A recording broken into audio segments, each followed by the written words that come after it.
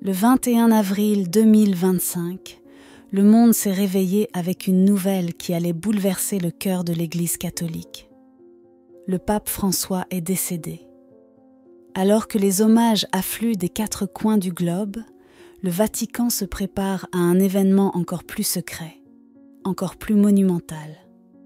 L'élection du prochain pape. Derrière les murs majestueux de la basilique Saint-Pierre, un rituel vieux de plusieurs siècles s'apprête à se dérouler. Un rituel empreint de silence, de symboles et de portée mondiale. Avant toute prise de décision, l'Église entre dans un temps de deuil. Les funérailles d'un pape s'étendent sur 9 jours. Une tradition profondément enracinée dans la stabilité et la vénération. Pendant cette période sacrée, la gouvernance quotidienne de l'Église revient au collège des cardinaux, des hauts dignitaires venus du monde entier, pour la plupart nommés par le pape François ou ses prédécesseurs. Mais leur rôle dépasse désormais le simple cadre cérémoniel. Leur mission ? Choisir le prochain guide spirituel de 1,370 milliard de catholiques. C'est ce que l'on appelle l'interrègne, le temps entre 2 papes. Pendant cette phase, les cardinaux se réunissent à huis clos au Vatican. Ce ne sont pas de simples assemblées religieuses.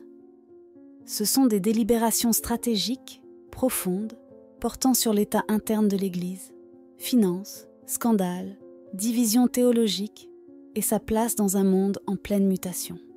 Chaque cardinal apporte une perspective unique depuis son continent. De la croissance rapide du catholicisme en Afrique et en Asie, au déclin de la foi et à la montée du sécularisme en Occident. Tous se posent une même question essentielle. Quel type de pape l'Église et le monde a-t-il besoin aujourd'hui ? Une fois cette discussion terminée, les cardinaux entrent dans la chapelle Sixtine, sous le regard impressionnant du jugement dernier de Michel-Ange. Le conclave commence, l'un des processus électoraux les plus mystérieux et ritualisés au monde. Seuls les cardinaux âgés de moins de 80 ans peuvent voter. Ils sont environ 138 électeurs. Ils prêtent un serment de secret absolu. Aucun téléphone, aucun média, aucun contact avec l'extérieur. Le vote se déroule dans un silence total. 4 tours de scrutin par jour, 2 le matin, 2 l'après-midi. Après chaque vote, les bulletins sont brûlés. Si aucun pape n'est élu, des produits chimiques sont ajoutés pour produire une fumée noire, signalant au monde qu'aucune décision n'a encore été prise.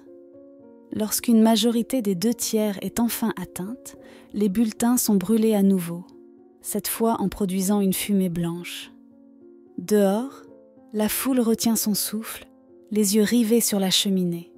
Puis, depuis le balcon de la basilique Saint-Pierre, résonne l'annonce « Habemus Papam ». Nous avons un pape. Mais qui cela pourrait-il être ? Plusieurs noms circulent déjà. Le cardinal Luis Antonio Tagle, 67 ans, des Philippines, est considéré comme l'un des favoris. Orateur charismatique, il dirige actuellement le dicaster pour l'évangélisation. Il représente l'Asie, la région où l'Église connaît la croissance la plus rapide. Son élection serait un symbole fort du déplacement démographique du catholicisme.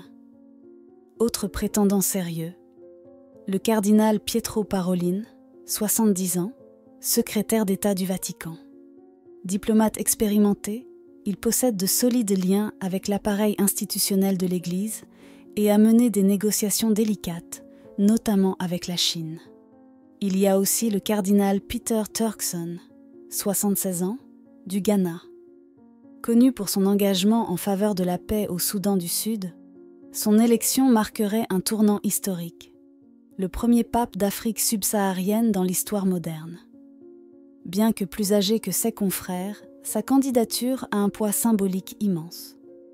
Parmi les autres candidats figurent Matteo Zuppi, 69 ans, émissaire de paix en Ukraine, voix progressiste du Vatican, ou encore José Tolentino de Mendonça, 59 ans, théologien portugais respecté.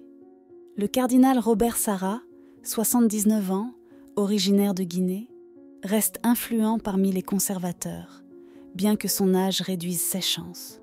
Pendant que le monde observe, la décision finale ne repose ni sur des sondages, ni sur des jeux politiques, mais sur des prières murmurées et des bulletins manuscrits. À l'intérieur de la chapelle Sixtine, les cardinaux invoquent l'Esprit Saint. Le silence règne. Le poids de l'histoire, des papes précédents, d'une Église en crise, d'un monde en quête de repères, pèse sur leurs épaules. Bientôt, la fumée s'élèvera, et depuis l'un des lieux les plus saints de la chrétienté, un nouveau visage apparaîtra en soutane blanche, prêt à guider l'Église catholique, dans un monde fracturé, avide d'unité, de foi et de direction. Le monde entier retient son souffle.